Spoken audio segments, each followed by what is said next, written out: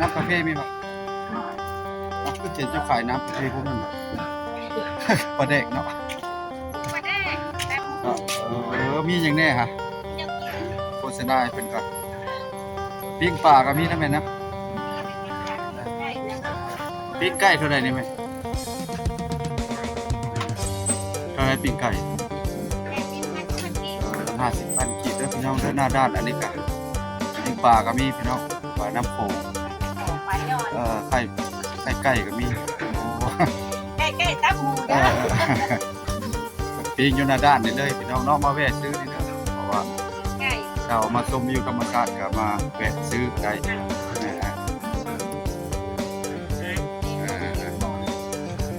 ้นมาด้านเทิงแล้ว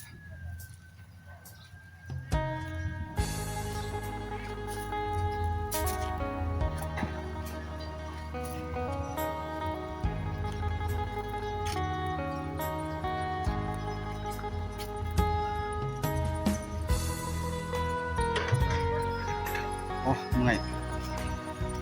ไปลงเหินก็เมื่อยเนาะ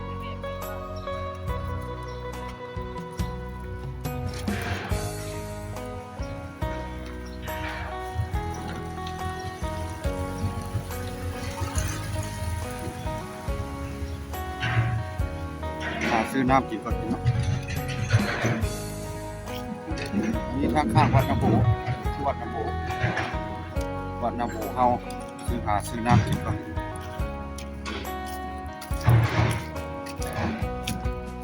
หน้าด้าน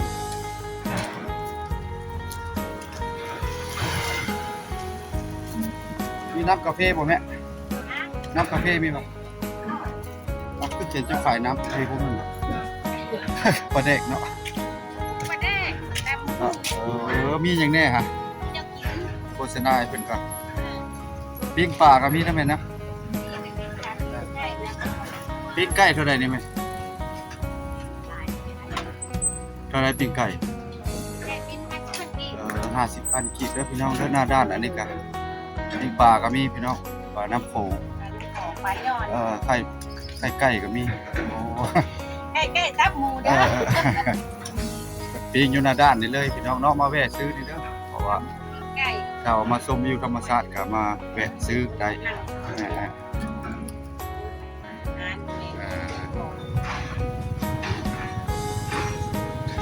ห้ามได้เอาออกเพื่อจะให้เอาออกเนาะก็ได้ให้ขายชุดภาคเดียวเลยแล้วเห็นแล้วก็ค่อยๆขายเลย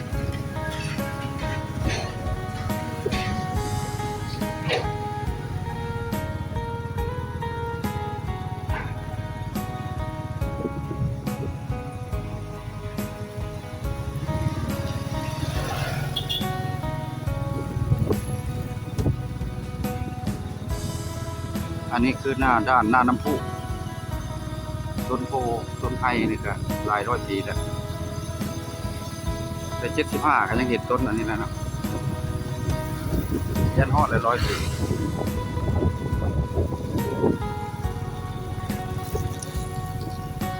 พาพี่พน้องมาเปลี่ยนบรรยากาศใหม่เข้มโขงตะลิ่งโขงอยู่ด้านนครพนมแล้วก็ด้านตะแข่งนครพนมเนาะก็ซ้ำนี่แหละพี่น้องด้านนะครับเพิ่นเทกันเจือดฮอดนี่แล้วก็มีผู้เฮ็ดต่อไปอีกอยู่ฮอดเมืองเก่าแล้วก็เฮ็ดฮอดเมืองเก่าฮอดไปพุ่นแล้วบ่เพิ่นปั้นทรายพุ่นละทางมุกซุ่มพุ่นละหาดมุกซุ่มพุ่นละแต่ว่าใดๆก็เร่งให้ท่านเพิ่นสิเร่งให้ท่าน2016นี่ยันสำเร็จเนาะพี่น้องเบิ่งการต่อไปนี่แหละเนาะทางด้านเฮามีหยังก็ได้สิได้ถ่ายให้ FC เบิ่งอีกถ้าว่ามันสำเร็จบ่หรือบ่สำเร็จอันนี้ชมวิวมัวปิดมัวเผาอาหารวัดนาโบอันนั้นเป็นท่าเรือโอ้เพิ่นเฮ็ดกว้างแล้วสะดวกสบายแล้วกันไปกันมาบัดนี้เนาะตรงนั้นยังเริ่มเอาทรายถูกทางหน้า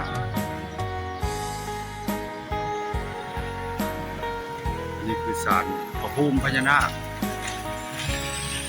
นักท่องเที่ยวก็มาดีได้เนาะมาเที่ยวมาชม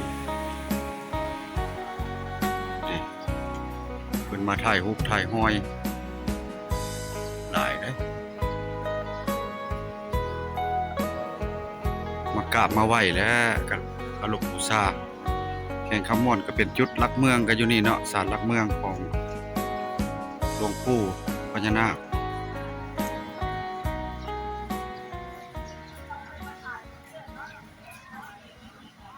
โอ้น้ำก็ถือว่าลงหลายเติบเนาะ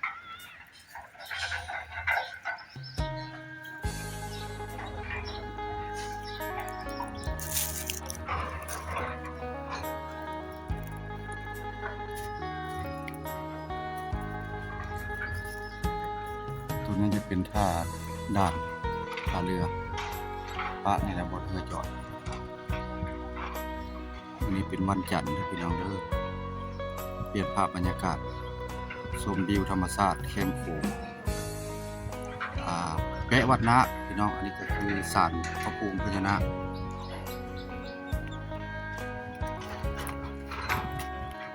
โอ้ยทางนี้นครพนมกัน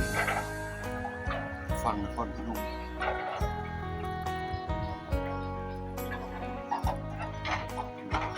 เฮ็ด2-3สั้นเลยเพิ่นเฮ็ดเนาะเฮ็ดขึ้น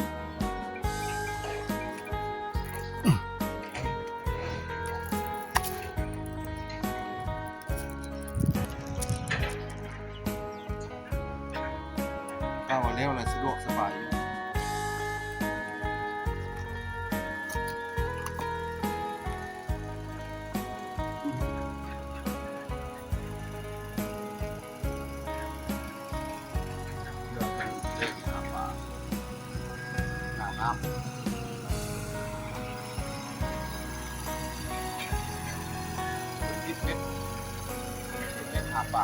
ระวังพี่น้อง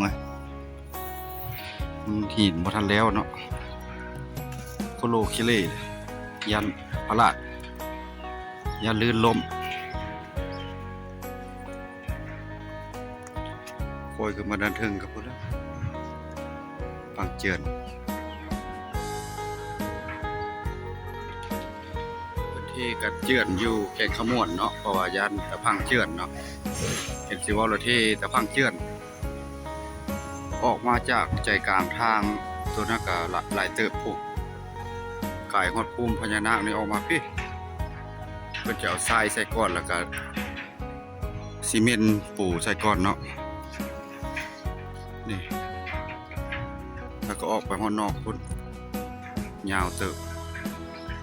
ลงไปไกลเติบถ้าว่าเฮาอยากลงไปลิดน้ำก็ลงไปนี่ลงไปตามตะลิ่งนี่ค่อยลงไปนี่นะเนาะฮอดพุ่นไต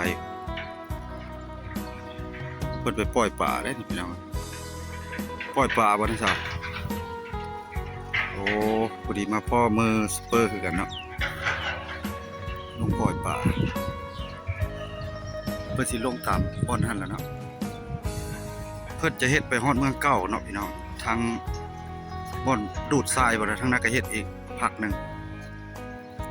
บางจุดก็แล้วเนาะพี่น้องโอ้กว้างได้บ่นี่พี่น้องห้านขายเครื่องอยู่แล้วกลางเนี่ยเพิ่นจะให้ออกเนาะสบายตัวนี้ก็คือโรงแรมแม่โขงโรงแรมแม่โขงเนาะบรรยากาศ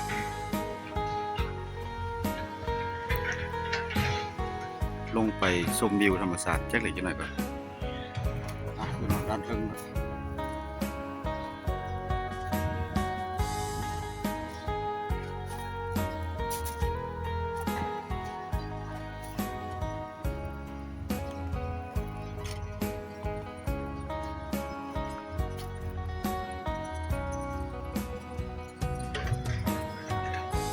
ื่อย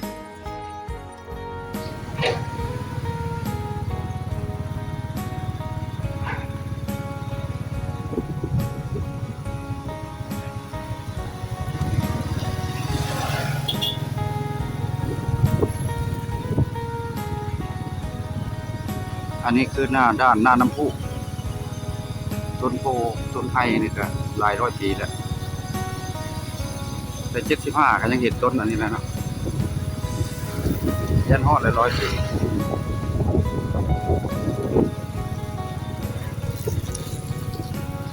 เอาที่พะน้องมาเปลี่ยนบรรยากาศใหม่เข้มโขงเข้มตะลิ่งโขงอยู่ด้านนครพนมแล้วก็ด้านท่าแขกนครพนมเนาะก็ซ้ำนี้แหละพี่น้องด้านนะครับเพิ่นเทกันเจือนฮอดนี่แล้วก็มีผู้เฮ็ดต่อไปอีกอยู่ฮอดเมืองเก่าแล้วก็เฮ็ดฮอดเมืองเก่าฮอดไปพุ่นแล้วบอกเพิ่นปั้นทรายพุ่นละทางมุกซุ่มพุ่นละหาดมุกซุ่มพุ่นละแต่ว่าใดๆก็เร่งให้ท่านเพิ่นสิเร่งให้ท่านเป็น2016นี่ยันสำเร็จเนาะพี่น้องเบิ่งการต่อไปนี่แหละเนาะทางด้านเฮามีหยังก็ได้สิได้ถ่ายให้ FC เบิ่งอีกถ้าว่ามันสำเร็จบ่หรือบ่สำเร็จอันนี้ชมวิวมัวปิดมัวเป่าอาหารยามแลงนี่บรรยากาศยามแลงจะเต็มคนอยู่แถวนี้เดินออกมากินชมอากาศธรรมชาติแกงขม่อนก็เป็นจุดหนึ่งที่ว่าบ่อนชมวิวบ่อนหลักๆก็แม่นคือแคมป์ของเนาะอันนี้เป็นหมูปิ้นอาซินดาแต่เก้าสิมีเรือแพเดี๋ยวนี้เพิ่นสร้างปิดเนาะเรือแพเนาะอยู่กลางอยู่แคมป์น้ำเพิ่นสร้างปิดแล้วเดี๋ยวนี้เนาะอันนี้เป็นสี่แยกโค้งห้วยสะคามพี่น้อง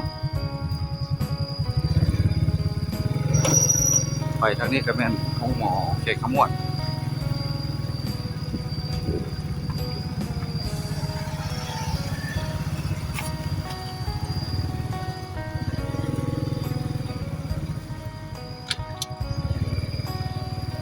สำหรับคลิปวิดีโอนี้ก็สิได้ขอหยุดพักไว้เพียงสำนี้เนาะเพราะว่ามารีวิวหน้าด้านให้เบิ่งให้พี่ให้น้องเบิ่งขอปิดคลิปไว้เพียงสำนี้พี่น้องอยู่หน้าห้องหมอนี่ไปก่อนขอลามื้อสักคนเด้อพี่น้องสุขภาพแข็งแรงผู้ใดมาเบิ่งช่องก้อยก็ให้อยู่ดีมีแรงเนาะฝากเข้าไปเป็นกำลังใจหรือว่าติดตามกันไว้ในเด้อพี่น้องเฮาทางต่างประเทศเนาะทางประเทศไทยประเทศทางนอกก็คือกันเนาะไปก่อนพี่น้อง